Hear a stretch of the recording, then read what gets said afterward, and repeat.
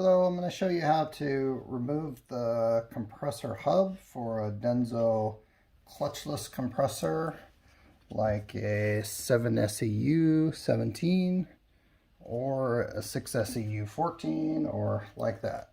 These are Denso clutchless compressors. This is not a clutch, it's just a hub with a breakaway feature. And I'm going to show you how to do that using the Detroit Thermo 3-pin tool. Okay, first thing is pull the snap ring. This snap ring has a little bevel on it. This snap ring is just a secondary feature. It's not even engaged. There's kind of about a millimeter and a half gap right there. So get a screwdriver under one of these bevels, pry it towards the shaft, and then forward. Out it pops. Okay, next you take my clutch tool. Looks like this. It's machined with 3 pins, and this side is a 28 millimeter hexagon, 7 millimeter 6-point socket. This hub has a lot of torque on the shaft. Feels like you're going to break a 1/4 inch ratchet. So here's what you do. 3-pin tool just goes into the 3 holes on the compressor. 7 millimeter socket goes in. Now I'm going to turn the shaft clockwise. I'm going to turn the 3-pin tool counterclockwise. I'm just going to use an adjustable wrench. You could also put a 28 millimeter on there if you have it, but that's a pretty big wrench. So this guy has a lot of torque. The first time you do this, you'll realize why this cannot be a 1/4 inch drive. Okay, pops loose like that. Now all you have to do is spin the pulley and the hub walks himself out. Okay, like that. Next up is the snap ring. So this snap ring has little windows in it. I call them windows. Easiest way to get this snap ring off is with a pair of snap ring pliers, but the pliers you use have to go wide enough to reach these holes and to spread the snap ring, and that's a little bit unusual. So I've got a lot of pairs of snap ring pliers that will not work for this. Either they don't go wide enough, or the pins aren't far enough out to get in there. You also have to pry this up a little bit. I don't know if you can see, but the holes are partially into the snap ring groove. So you can't get a round pin in there unless you pry it out just a little bit, and then you can get a snap ring pin in. Pry that out a little bit.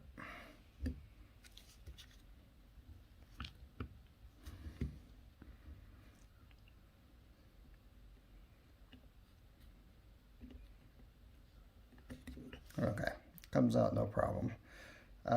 So if you don't have a pair of snap ring pliers that are suitable, you don't want to buy one just for one job, let me show you what to do.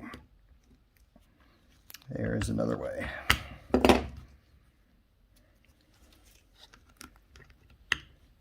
Okay, here's what you do. You get 2 screwdrivers, a big one and a small one, or I guess 2 kind of small ones. You'll see what fits in the windows. And what I do is I put one in the window and then one to catch this ear.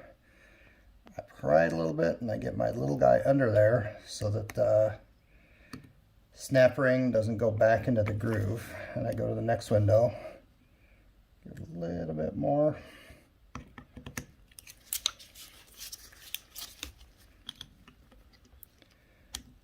A little bit more. So I'm trying to be really gentle, work this snap ring up out of that groove.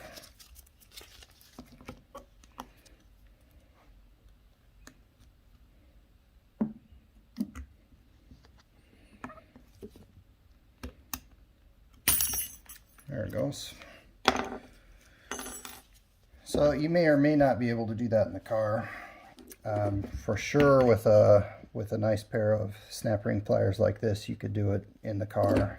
And if you use this tool, you can almost always do it in the car. This is only about 1.5 inches of clearance you need between the front of the hub and the back of the socket wrench. Okay, so now the bearing's ready to come off. The pulley and the bearing are ready to come off. And normally they just slide. This bearing isn't a press fit, it's just a slip fit, so it should just slide off. This one needs just a little bit of help. I'll put a puller on there. These ribbed pullers are really nice for this.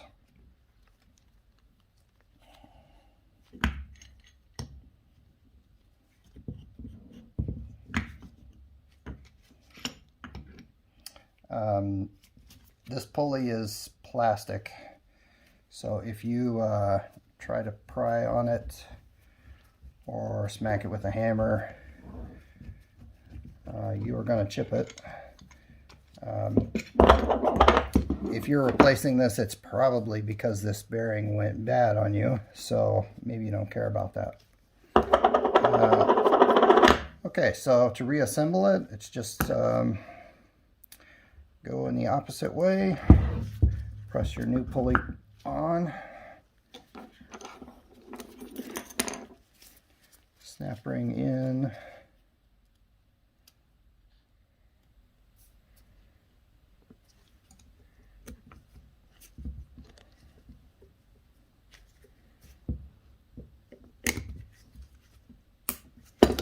make sure you get it to click down in there good. Okay, and then this hub goes in with the fingers in between each isolator. And you can see that this pulley is a breakaway feature, because if the compressor should lock up and seize the shaft, then these tiny little sections of aluminum are designed to break away, and that way you don't use your whole front end accessory drive belt. You've really just lost your air conditioning compressor, which you already lost anyway, so that's a safety feature. And because this is a kind of a fragile aluminum part, these things sort of scare me, because you're supposed to use this with an air impact wrench. Well, that's the only way you can use it, is an air impact wrench. And that's fine for taking off a pulley and a hub that you're going to replace anyway. But if you want to tighten this thing with an impact wrench, that's kind of dicey, because this is a pretty fragile part. I wouldn't hit an aluminum thing like this with an impact wrench. My tool is easy. I don't even think it's worth the bother of spooling out a compressed air hose. Okay, so to put it back on, I'm going to go in the reverse direction.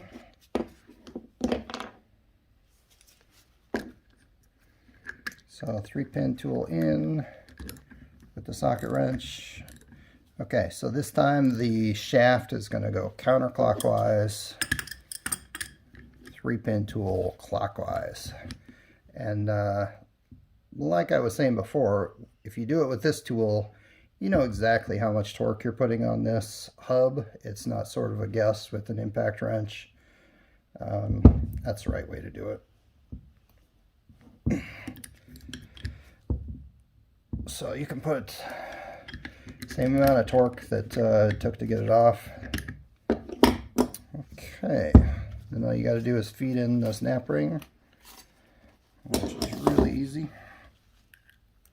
Start one end into the groove.